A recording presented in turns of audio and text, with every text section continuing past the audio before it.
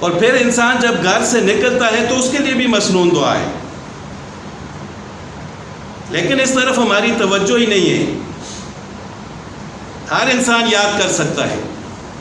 گھر میں داخل ہونے کی دعا ہے، گھر سے باہر نکلنے کی دعا ہے، کھانا کھانے کی ہے، سونے کی ہے، سو کر جاگنے کی ہے، حتیٰ کہ اگر آپ بیت الخلاء میں جاتے ہیں، باتھ روم میں قضاء حاجت کے لیے جاتے ہیں تو اس کی بھی دعا ہے۔ تو گھر سے باہر نکلنے کی جو دعا ہے، بسم اللہ توکلت علی اللہ لا حول ولا قوۃ الا باللہ۔ حدیث پاک میں آتا ہے کہ جب کوئی شخص گھر سے نکلتے وقت یہ دعا پڑھتا ہے تو اس کو کہا جاتا ہے کہ تجھے ہدایت مل گئی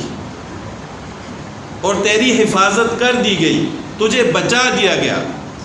اب وہ گھر سے نکلے گا، کوئی چیز بھی اس کو نقصان نہیں پہنچا سکے۔ اور جب انسان گھر سے نکلتے وقت یہ دعا پڑھتا ہے تو شیطان، جو اس کے شیاطین، اس کے چیلے، وہ آپس میں باتیں کرتے ہیں کہ اس شخص نے تو گھر سے نکلتے وقت یہ دعا پڑھ لی ہے، اب تیرا وار اس پر کیسے چلے گا، اب تو یہ تیرے شر سے محفوظ ہو چکا ہے۔ وہ افسوس سے آپس میں یہ باتیں کرتے ہیں۔